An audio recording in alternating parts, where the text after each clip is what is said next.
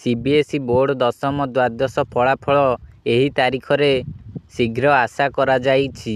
CBS class ଦଶମ ଏବଂ ଦ୍ୱାଦଶ ଫଳାଫଳ ସରକାରୀ सीबीएस ୱେବସାଇଟରେ ଶୀଘ୍ର ରିଲିଜ୍ ହେବାର ସମ୍ଭାବନା ଅଛି।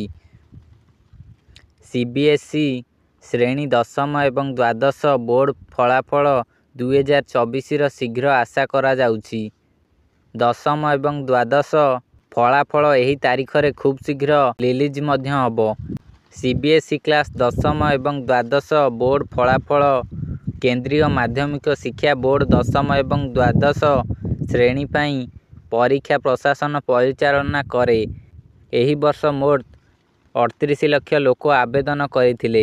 ଦଶମ ଏବଂ ଦ୍ୱାଦଶ ପାଇଁ ପରୀକ୍ଷା ଯଥାକ୍ରମେ ଫେବୃଆରୀ 15ରୁ ମାର୍ଚ୍ଚ 13, 2024 ଏବଂ ଫେବୃଆରୀ 15ରୁ ଏପ୍ରିଲ 2, 2024 ପର୍ଯ୍ୟନ୍ତ କରାଯାଇଥିଲା।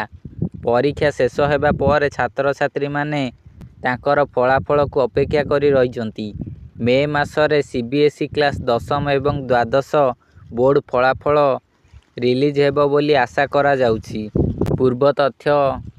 ପୂର୍ବ ବର୍ଷର ତଥ୍ୟ ଦର୍ଶାଉଛି ଯେ 20,16,779 ଛାତ୍ର ଦଶମ ଶ୍ରେଣୀରେ ପରୀକ୍ଷା ଦେଇଥିଲେ ଏବଂ ସେମାନେ ମୋଟ 93.12% ସହିତ ପାସ୍ କରିଥିଲେ।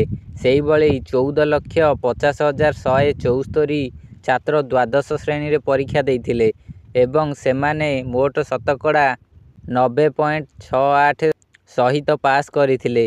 ମେ 12, 2023ରେ सीबीएसई ଦଶମ ଏବଂ +2 ଶ୍ରେଣୀ ପାଇଁ ଫଳାଫଳ ପ୍ରକାଶ କଲା। ଛାତ୍ରମାନେ ଯଦି ସେମାନଙ୍କର ଫଳାଫଳକୁ ନେଇ ଅସନ୍ତୁଷ୍ଟ, ତେବେ ସରକାରୀ सीबीएसई ୱେବସାଇଟରେ ସେମାନଙ୍କର ଉତ୍ତର କାଗଜପତ୍ର ପୁନଃ ମୂଲ୍ୟାଙ୍କନ କିମ୍ବା ପୁନଃ ଯାଞ୍ଚ ପାଇଁ ଅନୁରୋଧ କରିପାରିବେ। ପୁନଃ ମୂଲ୍ୟାଙ୍କନ କିମ୍ବା ପୁନଃ ଯାଞ୍ଚ ପାଇଁ ଅନୁରୋଧ କରିବାକୁ ଛାତ୍ରମାନେ ଚାର୍ଜ ଦେବାକୁ ପଡ଼ିବ। ମେ ମାସରେ सीबीएसई ଶ୍ରେଣୀ ଦଶମ ଏବଂ ଦ୍ୱାଦଶ ବୋର୍ଡ ଫଳାଫଳ 2024 ପ୍ରକାଶ ପାଇବ ବୋଲି ଆଶା କରାଯାଉଛି।